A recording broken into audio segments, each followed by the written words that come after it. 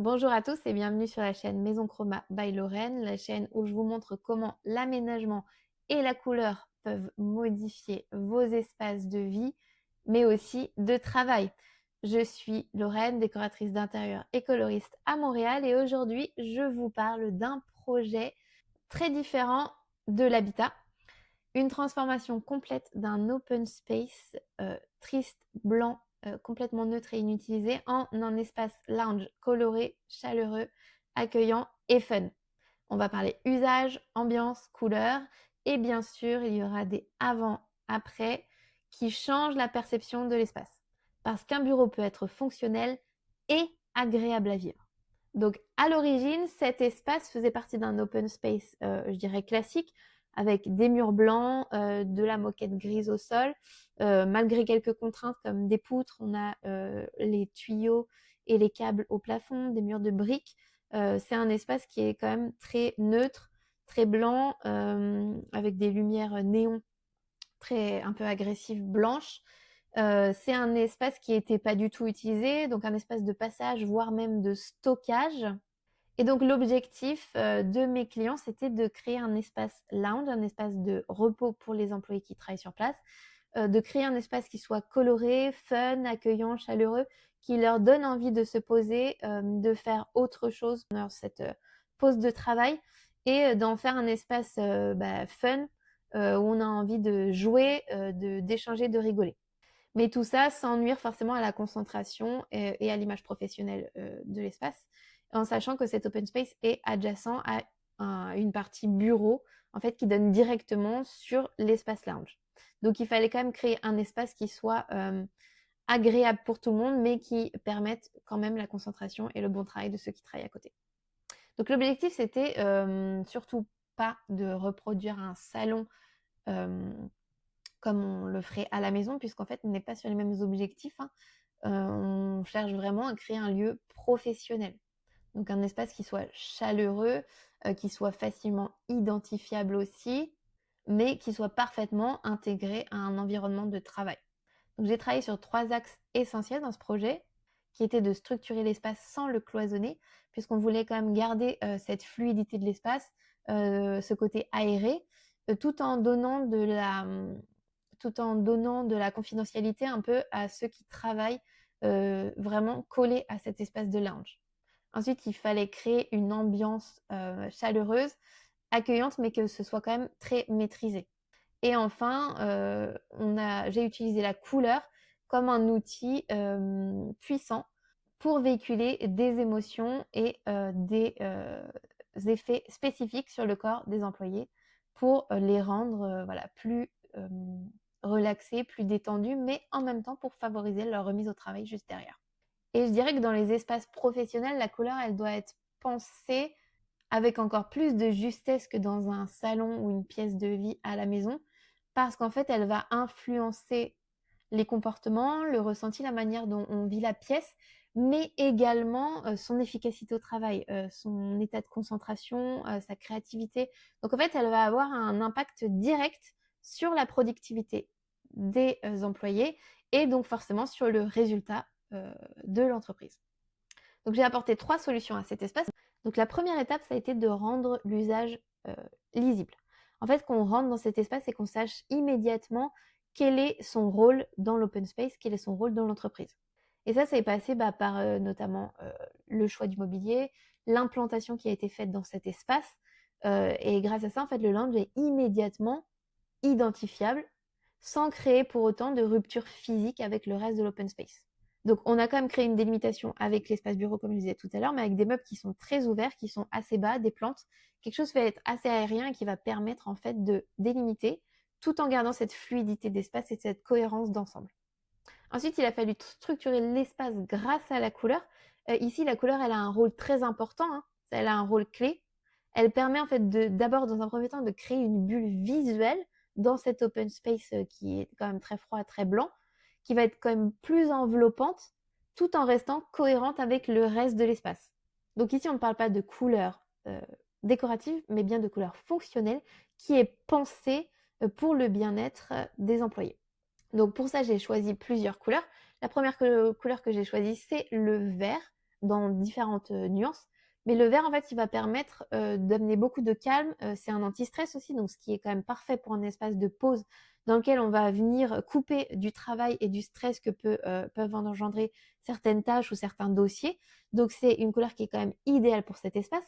Et en même temps, ça va aussi permettre un retour à la concentration. Ça aide à la concentration. Donc ce qui est idéal quand on vient faire une pause, on déstresse, on se reconcentre un peu et on est prêt à repartir travailler sur des dossiers complexes en étant plus serein et prêt à travailler de manière efficace. La deuxième couleur que j'ai choisie, c'est le bleu, parce qu'on va rester en fait sur cette nuance de relaxation, de tranquillité, de sérénité. J'ai amené aussi du bleu foncé qui va montrer en fait un côté sérieux à l'entreprise, ce qui est parfait pour des personnes qui viennent de l'extérieur et qui arriveraient dans cet espace, qui vont voir en fait ce côté sérieux et rigueur que veut renvoyer l'entreprise malgré le côté très coloré de cet open space. Ensuite, on va avoir des couleurs qui vont permettre d'amener de la chaleur, puisque là, on est sur des couleurs quand même très froides, le bleu, le vert, le blanc.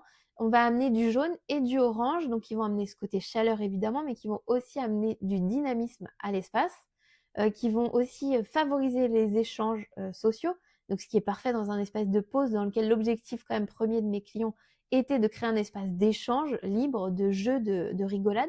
Donc ce sont des couleurs qui sont parfaitement adaptées à ce type d'espace. Ça va amener beaucoup de bonne humeur, beaucoup de joie, et ce côté fun qui était recherché, qui était quand même un des critères principaux pour cet espace lounge. Donc voilà, on est sur ces couleurs. Ensuite, j'ai ajouté quelques petites touches de rose, vraiment en petites touches pour continuer un peu ce côté calme, relaxation, mais aussi pour amener de la douceur dans cet espace qui va avoir des couleurs quand même très vives. Donc le rose va amener de la douceur et va jouer aussi sur un côté très bonheur. Et en même temps, le rose a ce côté positivité. Donc il va amener beaucoup de positivité, ce qui peut être quand même favorable dans un espace de travail et un espace de pause dans lequel on va venir chercher un peu de sérénité, un peu de positivité, parce que parfois au travail, on le sait tous, ça ne se passe pas forcément comme on a prévu, tout ne se déroule pas exactement dans les bonnes conditions. Parfois, on a des problèmes à régler, des choses à gérer qui n'étaient pas prévues. Donc ce côté positif va permettre, en plus du côté concentration de la couleur verte, de repartir au travail en étant plus serein et en étant prêt à régler des problèmes imprévus de manière sereine et plus calme. Donc voilà, toutes ces couleurs, elles permettent de créer cet espace d'échange, cet espace de rire, cet espace de pause relaxante dans cet espace de travail ouvert, mais dans lequel en fait ça va vraiment être une bulle, une vraie pause pour les employés qui vont retourner travailler ensuite. Et ce qui est drôle, c'est que maintenant cet espace, donc il est très utilisé par les employés, ce qui n'était pas du tout le cas avant, et il reste parfois même après le travail pour se poser, échanger, discuter, faire des jeux. Donc je dirais que l'objectif est pleinement atteint. La troisième chose, ça a été de choisir des matières qui étaient adaptées à un lieu professionnel. Donc un tapis qui est facilement lavable, un papier peint qui est ignifugé, qui est aussi lessivable, pour que cet espace ne devienne pas une contrainte supplémentaire pour l'entreprise, mais bien juste un espace chaleureux dans lequel on se sent bien, mais qui soit facile d'utilisation et d'entretien au quotidien. Ça, c'est super important quand on est sur des lieux professionnels, des lieux qui vont accueillir de la clientèle, qui vont accueillir des employés, dans lesquels il y a du passage, c'est de choisir les bons matériaux pour que ça ne devienne pas une contrainte et que ça ne soit pas gâché après quelques mois parce que c'est devenu très sale, parce que c'est devenu inutilisable. Donc les matières, c'est quelque chose de super important quand on fait un projet professionnel, de bien choisir des matières qui sont adaptées au lieu et à l'utilisation qui va être en être faite. Donc là, on est sur un objectif qui n'est pas seulement esthétique, mais c'est un lieu qui doit fonctionner au quotidien de manière efficace et adaptée. Et enfin, la dernière chose, ça a été le choix du mobilier. J'avais une autre contrainte pour ce projet, c'est que cet espace, il devait être modulable et on devait pouvoir retirer les meubles très rapidement, puisque cet espace, il est aussi utilisé pour faire des réunions qui réunissent tous les employés de l'entreprise. Donc, il fallait des meubles qui soient bougeables facilement par une ou deux personnes maximum. Donc, on a cherché des meubles qui soient légers le plus possible pour que cet espace soit changeable rapidement et que le mobilier soit stockable dans un espace restreint le temps de la réunion. En fait, on ne veut pas juste déplacer un problème et se retrouver avec du mobilier qu'on ne sait pas où placer. Donc il a fallu penser à ça aussi, choisir des canapés qui soient assez légers, donc des canapés en mousse, qui sont, qui sont modulables facilement, qui sont déplaçables facilement. Les tables, pareil, elles sont petites, donc elles sont facilement bougeables, facilement empilables, facilement stockables. Donc voilà, il y a aussi cet aspect de mobilier qui a été important. Choisir un mobilier qui était adapté au côté professionnel, mais aussi adapté à l'usage du lieu, qui pouvait être multifacette. Et donc, à travers ce choix de mobilier, tout est pensé pour respecter l'usage professionnel. Bon, maintenant on a beaucoup parlé de ce projet, je pense que vous avez envie de voir à quoi ça ressemble, même si vous avez vu quelques photos, quelques projections. Donc voici le résultat final.